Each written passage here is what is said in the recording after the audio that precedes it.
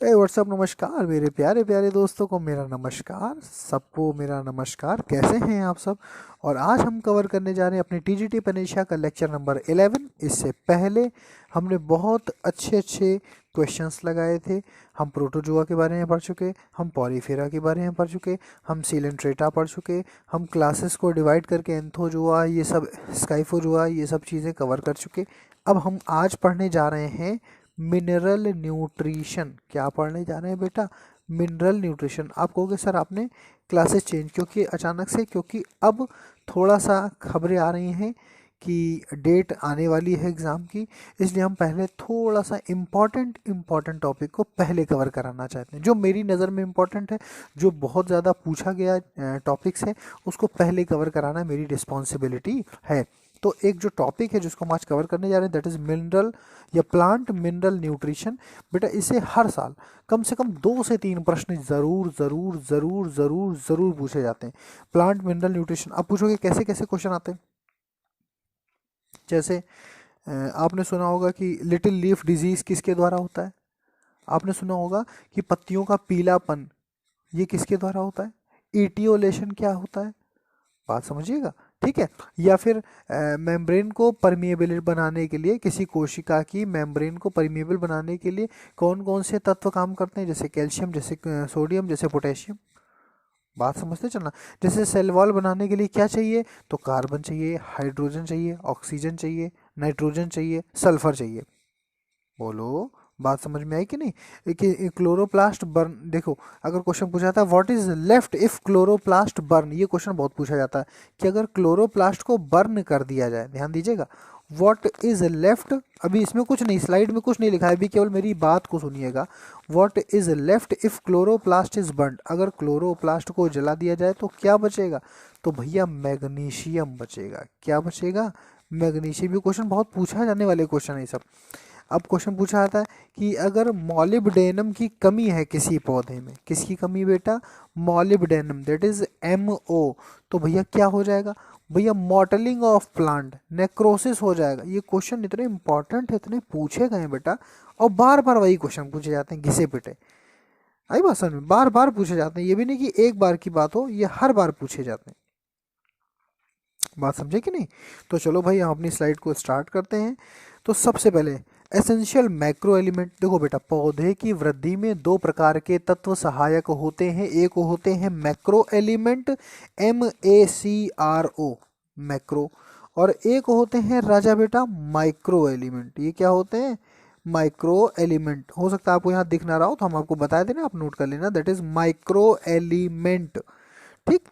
तो micro element और macro element की कैटेगरी में क्यों डिवाइड किया गया? भैया देखो, पौधों को कुछ तत्व चाहिए तो थे, लेकिन अल्प मात्रा में चाहिए थे, क्योंकि आवश्यकता से अधिक अगर आप उन पौधों उन तत्वों को देते थे उन पौधों को, तो वो पौधे मरने लगते थे, उनमें बीमारी पनपने लगती थी। तो भैया वैज्ञानिकों ने क्या किया, इनको 2 भागों में विभाजित कर दिया। एक जो पौधे को ज़्यादा चाहिए वो बना दिया मैक्रो, MACRO। एक जो पौधे को कम मात्रा, अल्प मात्रा में चाहिए होते थे, उसको बना दिया माइक्रो। आई बात समझ में? तो अब हम सबसे पहले तो अपनी क्या याद करेंगे राजा बेटा? ट्रिक। भैया मोस्ट इंपॉर्टेंट ट्रिक है, थोड़ा सा फोकस करिएगा। ट्रिक का नाम है कौन पी के मग से कॉफी। ट्रिक क्या है? बड़ी सिंपल है। कौन पी के मग से काफी, कौन पी के मग से काफी, मतलब इसका क्या मतलब हुआ? कौन का मतलब हो गया CHON, यानी कि कार्बन, हाइड्रोजन, ऑक्सीजन, नाइट्रोजन। मेरी बात आप समझते चलना बेटा, कोई कंफ्यूजन कतई किसी तरह का भी नहीं होना चाहिए। कौन पी के मग से काफी में CHON, that is carbon, hydrogen, oxygen, nitrogen. P के, वो तो कुछ कहने वाली बात ही नहीं, एकदम स्पष्ट ही है। तो पी से क्या हो गया बेटा? पी से हो गया फास्फोरस। के से क्या हो गया बेटा? पोटेशियम। ठीक। अब आगे बढ़ते हैं। मग से मैग्नीशियम एंड सल्फर। दिख रहा है ना सब आपको? कोई इसमें कंफ्यूजन नहीं, स्पष्ट है बिल्कुल। तो CHON कौन पी के मग से Mg एंड S, काफी, calcium and iron. Calcium and iron. अब एक राज की बात, आप पूछोगे क्या है भैया राज की बात, वो यहाँ लिखी नहीं है लेकिन आपको दिमाग लगाना है थोड़ा सा। कौन बी के मग से काफ़ी का जो एफी है ना, इसको कुछ लोग मैक्रो एलिमेंट भी कहते हैं और कुछ लोग माइक्रो एलिमेंट भी कहते हैं। तो ये लिंक है, समझ लो, ये मैक्रो और माइक्रो दोनों में काम करता है। आई बात समझ में? तो एक बार जरा थोड़ा समझते हैं फिर से ट्रिक को। कौन पी के मग से coffee, CHON carbon hydrogen oxygen nitrogen, P K that is phosphorus and potassium, mug से यानी कि Mg बोले तो मैग्नीशियम एंड सल्फर, और काफ़ी कैल्शियम एंड आयरन, जिसमें से आयरन हमारा मैक्रो एंड माइक्रो दोनों में हो जाता है। अब थोड़ा सा ध्यान देना बेटा, अब इम्पॉर्टेंट है फॉस्फोरस। इम्पॉर्टेंट तो वो भी था, वो तो तैयार करना ही करना है, वो तो एक छोटी सी ट्रिक दे दी ताकि आपको चीज़ें तैयार हो जाएं। अब आ जाओ फॉस्फोरस। तो भैया फॉस्फोरस की आवश्यकता पौधे को क्यों पड़ती है? क्योंकि भैया न्यूक्लियोटाइड बनाना है। याद करो, Bahujan Samajwadi party base sugar phosphate. तो फॉस्फेट किससे बनेगा? फॉस्फोरस से। तो कॉन्स्टिट्यूएंट बनाना है किसका? न्यूक्लियोटाइड का, यानी आरएनए की जुगाड़ की जा रही है, तो क्या चाहिए? फॉस्फोरस। और हम जानते हैं adenosine triphosphate most important. ATP के निर्माण में क्या चाहिए हमको? फास्फोरस। सेल डिवीजन में भी क्या चाहिए हमको? फास्फोरस। फोटोफॉस्फोराइलेशन में हमें क्या चाहिए? फास्फोरस। इंपॉर्टेंट है बेटा, इसको मजाक में ना लीजिएगा, ये स्लाइड सबसे इंपॉर्टेंट है अभी तक की सबसे इंपॉर्टेंट स्लाइड है, क्योंकि ये बॉटनी से है और सबसे ज़्यादा टीजीटी में बॉटनी से क्वेश्चन पूछे जाते हैं, इसलिए थोड़ा सा ध्यान दीजिएगा। कॉन्स्टिट्यूएंट ऑफ न्यूक्लियोटाइड्स, तो फॉस्फोरस न्यूक्लियोटाइड बनाने में मदद करता है, एटीपी के फॉर्मेशन में मदद करता है, सेल डिवीजन में मदद करता है, और फोटोफॉस्फोराइलेशन में मदद करता है। ये भी आपको नहीं समझ में आएगा फोटोफॉस्फोराइलेशन, ये हम अलग से पढ़ाएंगे, ठीक है? अभी सुन लीजिए बस केवल। अब आ जाए नाइट्रोजन में। इंपॉर्टेंट कॉन्स्टिट्यूएंट ऑफ प्रोटीन, बिल्कुल सही, क्योंकि ये अमीनो ग्रुप है। जब अमीनो ग्रुप है तो उसमें है क्या? नाइट्रोजन ही तो पढ़िए। इसी अमीनो ग्रुप से लास्ट में जाके प्रोटीन बनती है। आई बात समझ में? तो नाइट्रोजन तो बहुत इंपॉर्टेंट है, तभी तो भगवान ने 78% दिया वातावरण में। भाई भगवान को मालूम था इसकी आवश्यकता हमको ज़्यादा पड़ेगी, तो हमने क्या किया? इसका परसेंटेज बढ़ा दिया। आई बात समझ में? चलो सुनते चलना। अब आ जाते हैं आयरन। आयरन का मोस्ट इंपॉर्टेंट काम है साइटोक्रोम परऑक्सीडेज, पहला नंबर का काम साइटोक्रोम परऑक्सीडेज। अब आप पूछोगे ये क्या है? भैया ये एंजाइम्स हैं, साइटोक्रोम परऑक्सीडेज और कैटालेज। यहाँ देखो, ध्यान देना, यहाँ कैलालेज लिख गया, यहाँ कैटालेज कर लेना, टी बना लेना, ठीक है? तो यानी कि cytochrome peroxidase and catalase, they both enzyme work in chlorophyll. ये कहाँ काम करते हैं? क्लोरोफिल में। तो अब भैया जब ये क्लोरोफिल में सिंथेसिस में काम कर रहे हैं, क्लोरोफिल बनाने में काम कर, अब वैसे भी आपको पता ही है कि आयरन चाहिए ही चाहिए, क्लोरोफिल के निर्माण में आयरन आवश्यक है। तो साइटोक्रोम परऑक्सीडेज एंड कैटालेज, ध्यान दीजिएगा, साइटोक्रोम परऑक्सीडेज एंड कैटालेज, इसको आप सही कर लेना बेटा, देखो कैटालेज कर लेना इसको, ठीक है? तो cytochrome peroxidase catalase and both the enzyme help in chlorophyll synthesis. किसी भी पौधे में पर्णहरिम या हरित लवक, क्लोरोप्लास्ट हरित लवक, पर्णहरिम क्लोरोफिल के निर्माण के लिए आयरन यानी कि Fe का होना अति अति अति आवश्यक है। अब आते हैं माइक्रो एलिमेंट्स। किस में आते हैं बेटा? माइक्रो एलिमेंट्स में। अब एक बात आपको ये बता दें, ज़्यादातर जो माइक्रो एलिमेंट है वो हैवी एलिमेंट्स हैं, और जो हैवी हैं तो उनकी हमें मात्रा कम ही चाहिए। बोलो बात समझ में आई? ठीक है, तो सबसे पहले Mn that is manganese, then Zn zinc, Cu copper, B boron, और आपका वही पुराना साथी Mo मॉलिब्डेनम। बात समझ में आई कि नहीं? अब हम बात कर रहे हैं माइक्रो एलिमेंट्स की। इससे पहले हमने बात की मैक्रो एलिमेंट्स की, दैट इज कौन पी के मग से काफ़ी। अब आपसे कोई क्वेश्चन पूछा जाए कि इसमें से कौन सा माइक्रो एलिमेंट है, तो ये ट्रिक लगा लेना, कौन पी के मग से काफ़ी। जब ये ट्रिक लगा लोगे ना तो आपको तैयार हो जाएगा। तो 3 ये दिए होंगे, एक माइक्रो होगा, उसको खटाक से निकाल देना। मतलब इसी तरह से पूछा जाता है ज़्यादातर। तो तीन मैक्रो दे के एक माइक्रो पूछ लिया जाएगा, या 3 माइक्रो दे के एक मैक्रो पूछ लिया जाएगा। आई बात समझ में? अब आ जाते हैं हम लोग किस में बेटा? मैग्नीशियम में। मैग्नीशियम देखो इधर लिखा है, magnesium is present in the head of chlorophyll which is made up of 4 pyrrole ring. ये पूरा जब हम लोग वो पढ़ते हैं ना बेटा, क्या पढ़ते हैं, क्लोरोफिल की संरचना पढ़ते हैं, तब ये सब निकल के आता है। ठीक है, क्या कि magnesium is present in the head of chlorophyll, chlorophyll के शीर्षाभिमुख पार्ट पे, शीर्ष पर, हेड पर, सिर पर क्या पाया जाता है भैया, magnesium, which is made up of 4 pyrrole ring. Most important question. magnesium is present in the head of chlorophyll which is made up of 4 pyrrole ring। कितनी पायरोल रिंग से कनेक्टेड रहता है भैया, 4 पायरोल रिंग। कितनी pyrrole ring से connected रहता है, 4 pyrrole ring.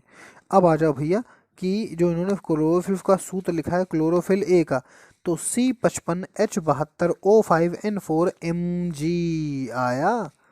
आया, जब हम सूत्र पढ़ते हैं क्लोरोफिल ए का, सूत्र किसका पढ़ते हैं, क्लोरोफिल ए का, तो स्पष्ट लिख के आया, देखो कि नहीं लिख के आया। इस तरह से क्लोरोफिल ए है, बी है, सी है। खैर हमें इनके सूत्र वूत्र नहीं याद करने, ये सब पूछे नहीं जाते, लेकिन हाँ बस ये याद रखना है कि देखो लास्ट में क्या लगा है, एम जी, लास्ट में क्या लिखा है, M G, that is magnesium. तो मैग्नीशियम प्रेजेंट होता है किसमें, क्लोरोफिल के हेड में, शीर्षाभिमुख में, जो कि कनेक्ट होता है 4 पायरोल रिंग से। अब आ जाओ भैया कैल्शियम। कैल्शियम के बारे में आपका क्या कहना है। देखो वैसे तो किसी भी पौधे को खड़ा करने के लिए, पौधे को खड़ा करने के लिए मतलब उसके डंठल को मजबूत करने के लिए, उसकी स्टेम को मजबूत करने के लिए, उसके रूट्स को मजबूत करने के लिए कैल्शियम की आवश्यकता होती है। लेकिन अभी हम यहाँ अगर हम बात करें मॉलिक्यूलर फॉर्म की, कोशिका की बात की, तो कैल्शियम का मेन काम है मिडिल लैमिला यानी कि सेल वॉल की व्यवस्था करना, सेल वॉल बनाने का काम करना। किसका, ये सीए का काम है, कैल्शियम का काम है। बोलो भाई, बात समझ में आई कि नहीं। कुछ भी ऐसा तो है नहीं कि बहुत कठिन पूछ लिया हो हमने, बिल्कुल सिंपल सिंपल है। ठीक है, तो क्लोरोफिल ए C55H72O5N4Mg में लास्ट में जो हेड आ रहा है वो किससे बना हुआ है, हमारा हेड जो है ये हमारा बना हुआ है Mg। किससे बना है बेटा, Mg। अब चलो अच्छा भैया आ जाओ भैया, most important sector that is boron. Calcium हमने पढ़ लिया, कैल्शियम क्या बनाएगा, मिडिल लैमिला सेल वॉल। अब आ जाओ भैया बोरॉन पे, क्योंकि बोरॉन से रिलेटेड क्वेश्चन बहुत पूछे जाते हैं। पूछा जाता है कि पौधे में जब भोजन तैयार होता है तो उसको ट्रांसलोकेट कौन करता है, उस भोजन को इधर उधर कैसे ले जाया जाता है, किसके माध्यम से, किस तत्व के माध्यम से ले जाया जाता है। तो उत्तर लगाएंगे आप बोरॉन के माध्यम से। किसके माध्यम से राजा बेटा, बोरॉन के माध्यम से। भूलेंगे तो नहीं, इसको क्या बोलेंगे हम, बोरॉन के माध्यम से। ध्यान दीजिएगा, it is involve in the transportation of carbohydrate. आई बात समझ में। क्वेश्चन यही पूछा जाता है कि किसके ट्रांसपोर्टेशन में या ट्रांसलोकेशन ऑफ फूड में हेल्प करता है। आप उत्तर दोगे कि बोरॉन। किसके में करता है, कार्बोहाइड्रेट के में। बोलो बात समझ में आई। बोरॉन किसके में हेल्प करता है, किसके ट्रांसलोकेशन में मदद करता है, कार्बोहाइड्रेट के। Next, the deficiency of boron. अगर बोरॉन की कमी है किसी पौधे में तो क्या होता है, बहुत ध्यान देना। ज़्यादातर एक तो heart root of sugar beet, most important ये पूछा जाता है, और वाटर कोर इन टर्निप, ये बड़े दोनों क्वेश्चन पूछे गए। ध्यान दीजिएगा कि अगर बोरॉन की कमी हो जाए तो कौन कौन सी बीमारी होती है दो फसलों में। तो एक तो फसल है शुगर बीट, उसमें कौन सी होती है, heart rot of sugar beet, heart rot of sugar beet. और दूसरी क्या है, water core in turnip, water core in turnip. ये दोनों प्रश्न बहुत अच्छे से याद रखना। देखो, heart root of sugar beet, water core of turnip, water core of turnip, heart root of sugar beet. अब आ जाओ नाइट्रोजन पे। Nitrogen is absent in plant ash, बिल्कुल सही, क्योंकि नाइट्रोजन गैस के फॉर्म में एग्जिस्ट करती है। और अगर आपने किसी पौधे को जलाया और उसमें प्लांट ऐश बची तो बेटा अब पता है क्या बचा हुआ, केवल और केवल भारी धातुएं बची होंगी। बोलो क्या बचा होगा, केवल और केवल भारी धातुएं बची होंगी। अब आ जाते हैं अपने पॉइंट पे। Nitrogen is absent in plant ash. Nitrogen is absent क्यों है प्लांट ऐश में, क्योंकि जब हम पौधे को जलाते हैं तो नाइट्रोजन तो उड़ के चली गई वातावरण में, तो अब बचा क्या उसमें, अब तो बचा प्लांट ऐश। तो प्लांट ऐश में ज़्यादातर भारी धातुएं ही मिलती हैं। क्या मिलती हैं, भारी धातुएं। चलो भैया नेक्स्ट आगे बढ़ते हैं। मैग्नीज Mn पे 2+, ध्यान दीजिएगा थोड़ा सा, साफ कर दें जरा इसको थोड़ा सा। ठीक है, देखना बेटा, अगर हम बात करें मैग्नीज और हम बात करें क्लोराइड, ध्यान देना, तो manganese Mn++ and chloride Cl- are essential for evolution of oxygen during photosynthesis by photolysis of water. बहुत इंपॉर्टेंट क्वेश्चन है, मतलब आप समझ नहीं सकते ये कितना ज़्यादा इंपॉर्टेंट है, कितनी बार पूछा गया है। क्वेश्चन आपसे पूछा जाएगा कि फोटोलिसिस ऑफ वाटर में कौन हेल्प करता है। फोटोलिसिस ऑफ वाटर में कौन हेल्प करता है, तो मैग्नीज यानी Mn पे 2+ एंड क्लोराइड यानी Cl पे 1- are the essential for the evolution of oxygen. यानी कि मैग्नीज अगर नहीं होगा तो ऑक्सीजन नहीं रिलीज होगी। कहाँ से? वाटर के फोटोलिसिस से। फोटो माने प्रकाश, लिसिस माने टूटना। जल का यानी पानी का प्रकाश के सामने, प्रकाश के समक्ष टूटना फोटोलिसिस कहलाता है। तो manganese and chloride are essential, ध्यान दीजिएगा, manganese and chloride are essential for evolution of oxygen during photosynthesis by the photolysis of water. मेरी बात आपको थोड़ी बहुत तो समझ में आई होगी। बहुत इंपॉर्टेंट टॉपिक है, आपको बता दें, इसको कतई इग्नोर करने की कोशिश भी ना करना। मोस्ट इंपॉर्टेंट की कैटेगरी में हमने इसको रखा हुआ है। एक इकोनॉमिक बॉटनी, एक प्लांट न्यूट्रिशन, यानी कि 2 प्रश्न उससे और 2 प्रश्न इससे, मतलब 4 प्रश्न तय हैं, बिल्कुल हर साल आते हैं। अब हम आपसे जो क्वेश्चन पूछ रहे हैं उसको सुन लीजिए बेटा, जरा कॉपी पेन लेके बैठिए, तो जो हम आपको प्रश्न पूछना चाह रहे हैं वो थोड़ा आप लिख भी पाओगे तो समझ भी पाओगे।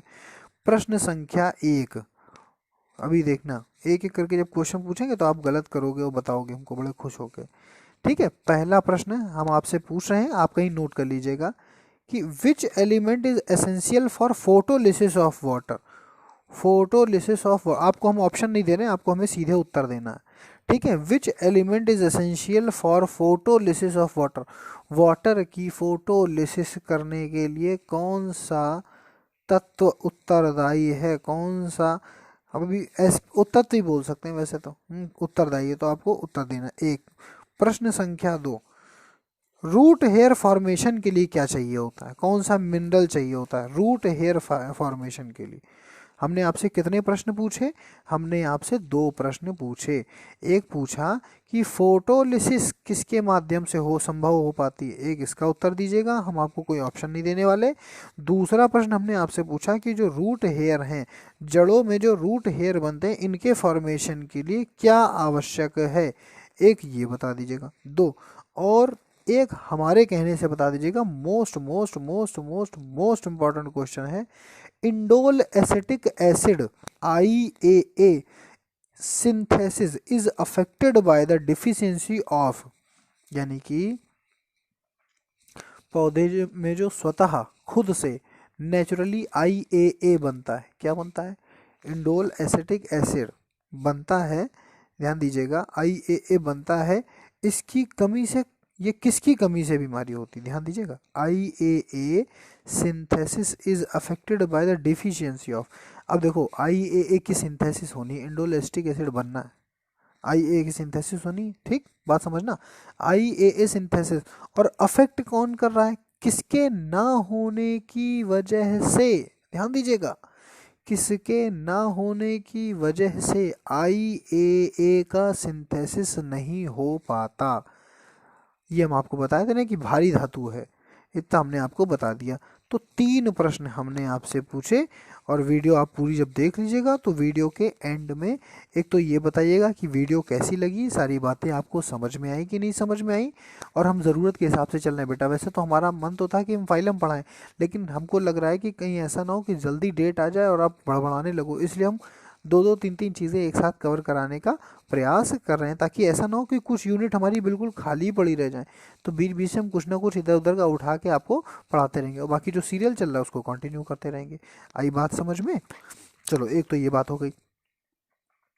दूसरी सबसे मुख्य बात है कि जो भी कुछ आप तैयार कर रहे हैं, या जो भी कुछ स्लाइड हम दे रहे हैं, जो भी PDF हम आपको प्रोवाइड करा रहे हैं, वो केवल PDF आपको नहीं पढ़ना है, आपको सवाल लगाने हैं, और थोड़े नहीं लगाने, एक एक चैप्टर से 300 300 प्रश्न लगाइए।